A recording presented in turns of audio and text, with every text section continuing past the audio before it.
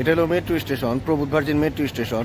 এখান থেকে হাইটা যাইতে মোটামুটি 5-7-8 মিনিটের মতো লাগবে হয়তোবা, ওই যে সমুদ্র সৈকত আছে সেখানে।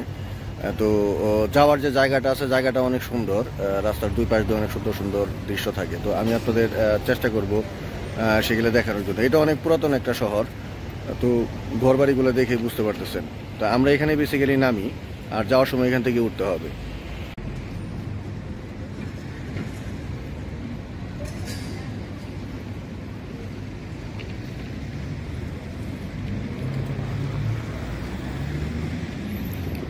পোভোয়া দি ভার্জিন এটা উত্তর পর্তুগালের একটি উপকূলীয় শহর,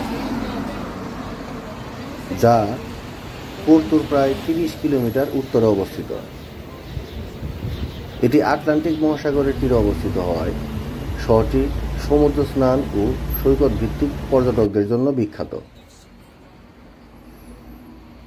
শহরটির ইতিহাস প্রাচীন রোমান যুগ পর্যন্ত বিস্তৃত। মধ্যযুগে এটি ছিল একটি গুরুত্বপূর্ণ মৎস্য বন্দর এবং আজও এটি পর্তুগালের অন্যতম প্রধান ফিশিং টাউন।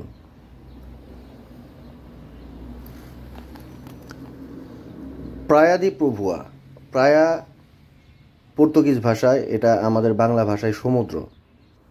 তো শহরের প্রধান সৈকত, যেখানে গ্রীষ্মকালে হাজারো পর্যটক ভিড় করে, কিন্তু শীতকালে এটার সিনারি টোটালি অপোজিট।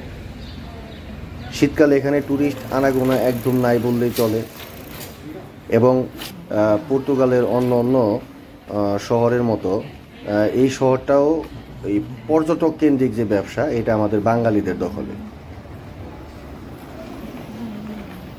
তো মোটামুটি দেখা গেছে যে এখানে 95% সুভিনিয়র শপ যেটা, সেটা আমাদের বাঙালিদের, এবং আমাদের বাঙালি কমিউনিটির মোটামুটি ভালো একটা আনাগোনা এখানে আছে।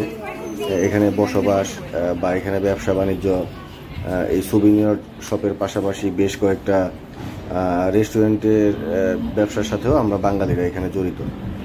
তো দেখা গেছে যে আমাদের মোটামুটি এখানে ভালো একটা সুনাম আছে, একটা কমিউনিটি আছে। এই শহরটা অনেক পুরাতন, অনেক। তো এইটা শহরের একদম প্রধান সৈকত। আর শীতকালে এখানে ট্যুরিস্ট কম থাকায় আমাদের যারা এখানে ব্যবসা বাণিজ্য করে, শুধু আমাদের বাঙালি কমিউনিটি না, বা যারা এখানে ব্যবসা বাণিজ্য করুক, তো এই ট্যুরিস্ট কেন্দ্রিক যে ব্যবসা, সেই ব্যবসাটা মোটামুটি অনেক খারাপ থাকে। তো এটা তাদের জন্য খুবই একটা কষ্টকর একটা সময় আর কি, তখন টিকে থাকাটা। কিন্তু অন্য অন্য সময়, সামারের সময় বা দেখা গেছে যে বেশিরভাগ সময় এখানে মোটামুটি ভালো ট্যুরিস্টের আনাগোনা থাকে। তো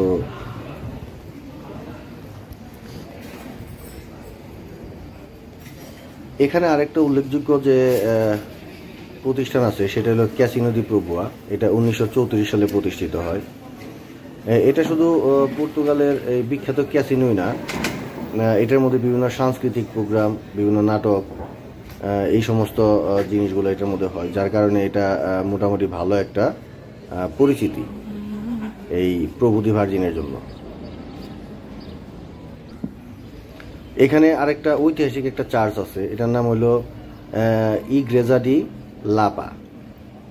এই চার্চটাও এখানে এই শহরের সাংস্কৃতিক আর এই ধর্মীয় যে অনুষ্ঠানগুলো আছে, এই চার্চ ভিত্তিক এটা তুলে ধরে আর কি। সেনহোরা দি অ্যাসুরাসাও, এটা এখানকার একটা লোকাল সাংস্কৃতিক একটা এই উৎসব, যেটা সেনহোরা দি অ্যাসুরাসাও, এটা আগস্ট মাসে এখানে হয়। এটা এই প্রভুতি ভার্জিনের সব থেকে বড় অনুষ্ঠান, ধর্মীয় অনুষ্ঠান।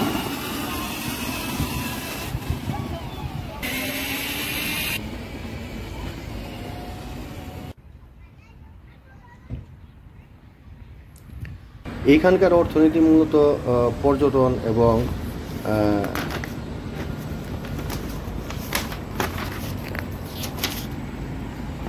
মৎস্য শিল্প এবং কিছু হালকা শিল্প কেন্দ্রিক, এগুলোর উপরেই ডিপেন্ড করে। শহরটি আধুনিক সুবিধা সম্পন্ন, তবে এখনকার পরিবেশ শান্তিপূর্ণ, জীবনযাত্রা অনেকটাই ধীরগতি। কেউ যদি এখানে যেতে চায় তাহলে এই পোর্তো মেট্রো স্টেশন থেকে মেট্রো টু পোর্তো আর কি, এখানে যে পোর্তোর যে মেট্রো লাইন সেটাকে বলে মেট্রো দি পোর্তো। তো এই মেট্রো দি পোর্তোর মাধ্যমে পূর্ব দি ভার্জিন ডিরেক্ট মেট্রো পাওয়া যায় আর কি। তো সহজেই সেখানে যাওয়া যায়। আর কেউ যদি হাইওয়ের মাধ্যমে যেতে চায় তাহলে M13 লাইন ধরে তাকে যেতে হবে। এই বীজটাতে বেসিক্যালি লোকাল লোকজনের বা পর্তুগালের যে লোকজন যারা আছে তাদের সমাগম একটু বেশি, ট্যুরিস্টও যায়, তবে স্থানীয় লোকজনের সমাগম বেশি। তারা এখানে বিকেলবেলা বা ওই বিচের যে পরিবেশটা আছে বালি বা এখানে তারা বিভিন্ন খেলাধুলায় বা তারা তাদের শারীরিক যে চর্চাগুলো আছে সেগুলো তারা নর্মালি এখানে করে থাকে, দৌড় বা বিভিন্ন খেলাধুলা। আর এখানকার যে বিজনেসগুলো আছে এগুলো দেখা গেছে যে অনেকটা বন্ধের মতো। সামারের এই রেস্টুরেন্টে গেলে দেখা গেছে যে সামারের বাইরে যে সময় থাকে সেই সময়গুলোতে গেলে অনেক ম্যাক্সিমাম রেস্টুরেন্টগুলো বন্ধ রাখে। দেখা গেছে যে 3-4 মাসের জন্য তারা বন্ধ করে, আর তারপর আবার যখন তাদের সিজন আসে তখন তারা এটা খুলে। একটা অন্যরকম ঠান্ডা একটা পরিবেশ এবং খুবই সুন্দর দেখার মতো। এত পুরাতন ঐতিহ্যবাহী একটা শহর, আসলে এটা খুবই সুন্দর দেখার মতো একটা শহর।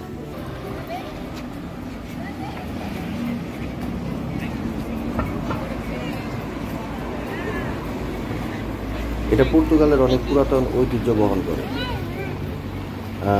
আপনারা আশা করি সাথে থাকবেন, শেষ পর্যন্ত দেখেন, আশা করি আপনাদের ভালো লাগবে। এটা একটা ওয়াচ টাওয়ারের মতো, যেমন এটা নর্মালি যে রাস্তা বা যে সমুদ্র আছে তার এই ঠিক কাছাকাছি একটু উঁচা ওয়াচ টাওয়ারের মতো। তো এখানে দাঁড়াইলে পরে বাইরের ভিউটা খুব সুন্দর দেখা যায়।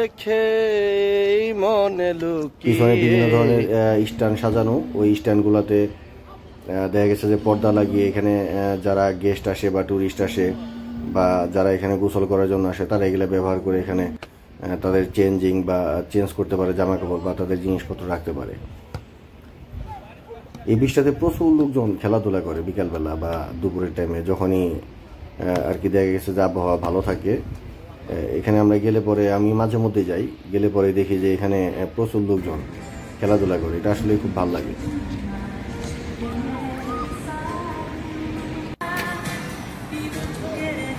আমাদের বাংলাদেশি সুবিনিয়ার শপ, এই লাইনগুলোতে পুরোটাই আমাদের বাংলাদেশি সুবিনিয়ার শপ।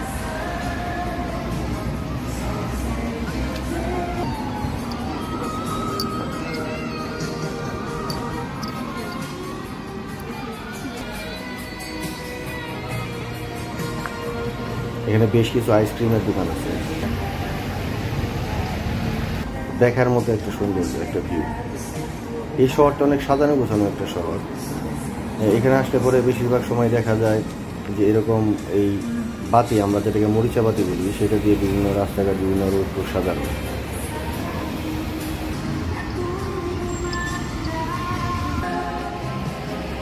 এখানে আরেকটা মজার ব্যাপার হলো যে রাস্তা দিয়ে হাঁটতেছি, রাস্তার ডান পাশে যে কালো কালো যে পিলারগুলো দেখতে পাচ্ছেন চিকন চিকন, প্রত্যেকটার মধ্যেই সাউন্ড বক্স লাগানো আছে। তো দেখা গেছে যে এইখান থেকে প্রচুর পরিমাণ না, মানে অনেক ভালো ভালো মিউজিক এখান থেকে কন্টিনিউয়াসলি প্লে হইতে থাকে। তো আমি যদি রাস্তা দিয়ে হাঁটা যাই, দেখা গেছে আমার পুরো রাস্তাটা মানে মনোযোগ নষ্ট হওয়ার মতো বা ভালো না লাগার মতো কিছু নেই। এক পাশে প্রাকৃতিক সৌন্দর্য, আর এক পাশে সুন্দর মিউজিক বাজতেছে, আসলে খুব ভালো লাগার মতো বা ফিল করার মতো একটা জায়গা। এই একটা প্লেস, একটা লেজার পয়েন্ট বলা চলে। এখানেই বেসিক্যালি যারা ওই বিচে গোসল করতে আসে তারা ওইখানে বাইরের সাইডটাতে তারা তাদের পছন্দ মতো জায়গায় যে কোনো জায়গায় তারা খেলাধুলা করতে পারে। কিন্তু এই প্লেসটাতে বেসিক্যালি এক্সারসাইজ, এবং এটা এই প্লেগ্রাউন্ডে বানানো হয়েছে হলো খেলাধুলা করার জন্য। তো যারা এখানে আসে বিভিন্ন গেমসের জন্য বা খেলাধুলার জন্য এই পাশটাতে অনেকেই সময় কাটায় আর কি, যারা গোসল টোসল করে না বা শুধু খেলাধুলার জন্য আসে।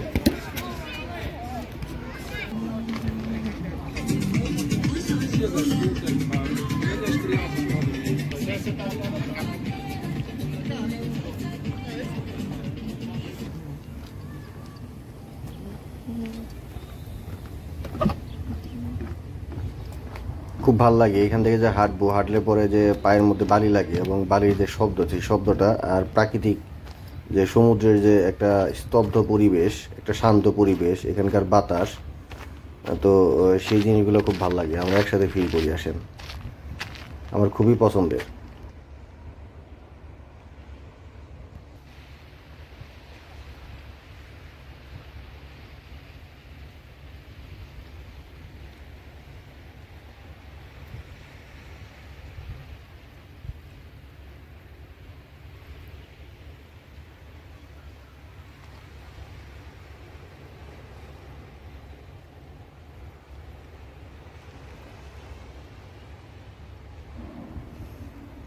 এখানে সমুদ্রের ওই পারেই আমেরিকা আর এই পাশে ইউরোপ।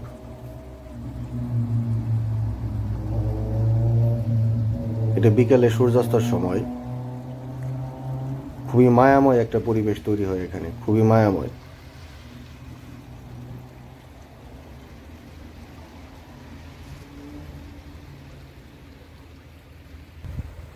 আর সব থেকে বড় কথা হলো এইখানে এই বীজগুলোতে বেশিরভাগ পাথর, ম্যাক্সিমাম যে পাথর এই যে দেখতে পারতেছেন।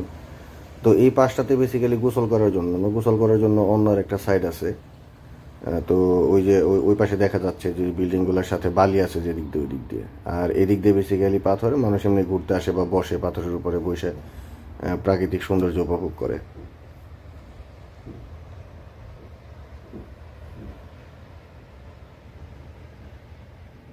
দেখার মতো একটা ভিউ, এতটা শান্ত, এত সুন্দর, এত বিশালতা সমুদ্রের। একটা ছেলে বসে বসে বই পড়তেছে, ও স্রেফ একা বসে রয়েছে, একটা গল্পের বই নিয়ে বসে বসে বই পড়তেছে। অন্যরকম একটা অনুভূতি, পুরো অন্যরকম। বালি।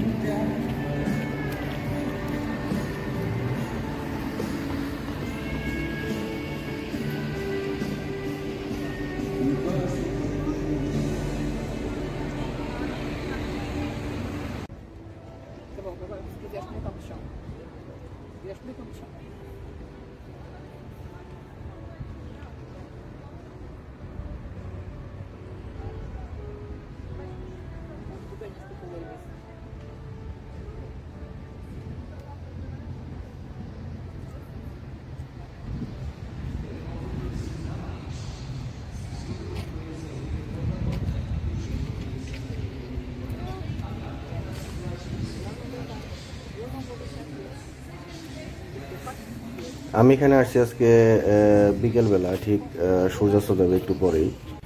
তো এই মুহূর্তের ভিউটা অনেক সুন্দর। তো দেখা গেছে যে যখন আমি আপনার এই দিনের বেলা যদি কখনো আসি বা দুপুরবেলা যদি আসি, তখন এই জায়গার সিনারিটা টোটালি আলাদা, একদম পরিপূর্ণ। মানুষে থই থই করতেছে, সবাই যার যার মতো ব্যস্ত। কেউ গোসল করার জন্য, কেউ বালির মধ্যে শুয়ে রয়েছে, অন্যরকম একটা পরিবেশ।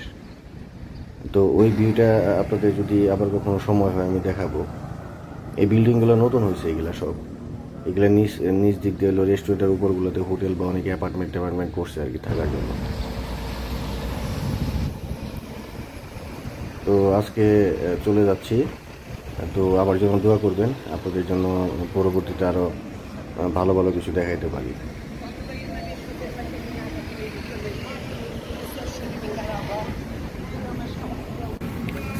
সবাই ভালো থাকবেন, দোয়া করবেন আমার জন্য। আল্লাহ যেন আমাকে আরও সৌভাগ্য দেয় আপনাদের আরও সুন্দর সুন্দর কিছু দেখানোর জন্য। তো পাশেই থাকবেন। আল্লাহ হাফেজ।